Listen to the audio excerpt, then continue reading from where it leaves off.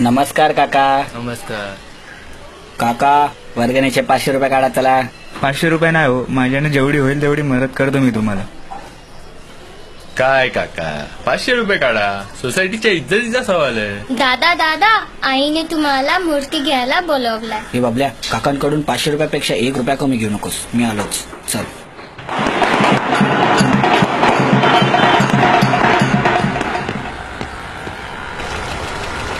Taxi auto में चलेंगे भैया? हा बैठो.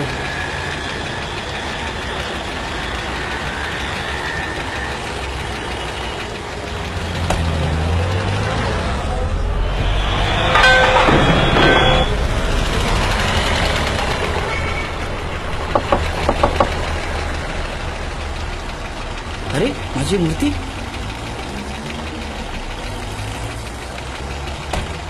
हे घे, हे घे.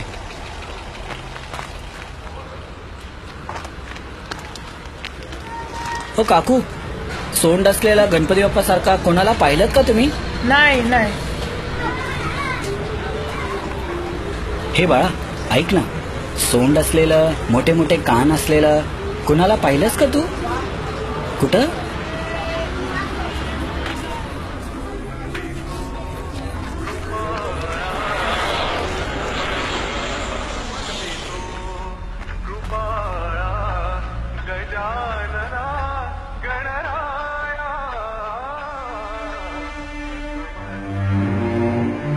आज देव स्वतः तुम्हाला पर्यावरण अनुकूल पद्धतीने उत्सव साजरा करण्यासाठी विनंती करत आहे. हे काय? अरे अभिनंदन मित्रांनो.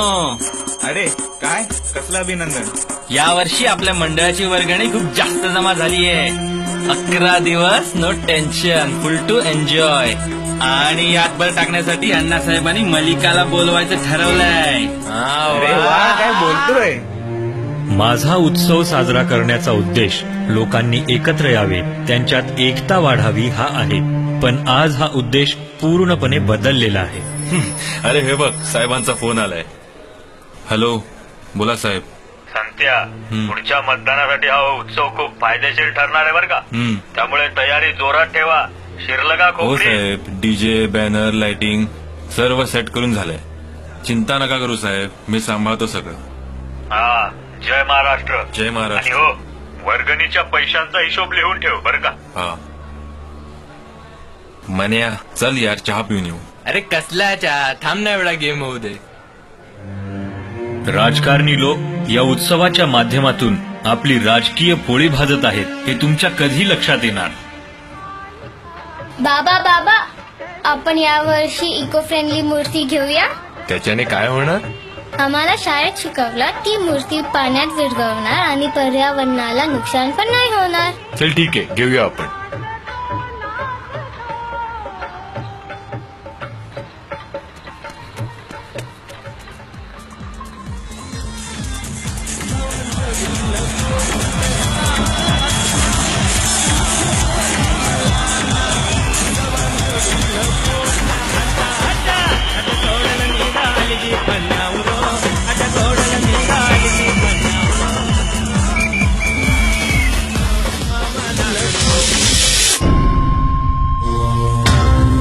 हा गाण्यांचा दंदनाट आणि त्याच्यासमोर तुमचा विक्षिप्त नाच, यानेच काय तुम्ही तुमची भक्ती दाखवू इच्छिता?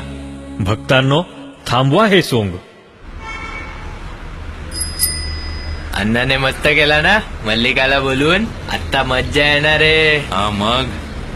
भैया भैया भूख लगी है, बिस्किट दो ना. ए चल निघ इथून. आ जाते हैं कहाँ से. हे संत्या, चहाचे पैसे तू दे यार. वर्गणीचे आहेत ना माझ्याकडे, होऊ दे खर्च.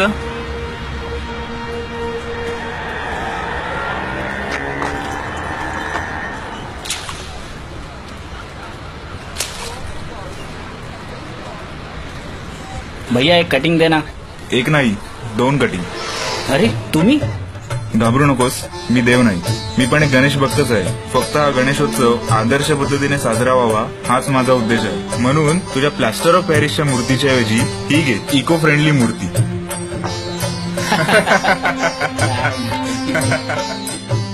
गणपती बाप्पा मोरया, पुढच्या वर्षी लवकर या. पुढच्या वर्षी लवकर या. तुम्ही पुढच्या वर्षी बाप्पाला का आमंत्रित करता? एखाद्या नवीन आयटम सॉन्गवर आपला लुंगीवाला डान्स करून दाखवण्यासाठी? नका करू हे सगळं. या उलट समाज आणि देशाच्या हितासाठी काही कार्य करता आले तर जास्त चांगलं होईल. 10 दिवस ज्या बाप्पांच्या चरणी माथा टेकवायला तुम्ही तासनतास रांगेत उभं राहता आणि विसर्जनानंतर त्याच बाप्पांच्या मूर्तीची दुरावस्था करताना क्षणभर सुद्धा विचार करत नाहीत आणि प्रदूषण करून पर्यावरणाला देखील मोठ्या प्रमाणात हानी पोहोचवता. हे सर्व नाही पावलं जात, पण हे सत्य आहे. आणि हे सत्य बदलण्यासाठी तुमचा लाडका गणराया स्वतः सर्व गणेश भक्तांना माझा उत्सव आदर्श माध्यमातून साजरा करण्यासाठी आवाहन करत आहे. मूर्तीच्या आकारापेक्षा भक्तीची उंची वाढवा. इको फ्रेंडली मूर्तीचा वापर करा. कृत्रिम विसर्जन आणि मूर्तीचा पुनर्वापर करा. गणेश उत्सवामागची खरी जाणीव व प्रत्यक्षात दिसणारी भक्तीची उणीव या दोन्हींमधील अंतर कमी करा. आणि हो, गल्लोगल्ली माझी प्रतिष्ठापना करून प्रदूषण वाढवण्यापेक्षा माझे तुमच्या हृदयातील स्थान वाढलेले पाहून मला फार आनंद होईल.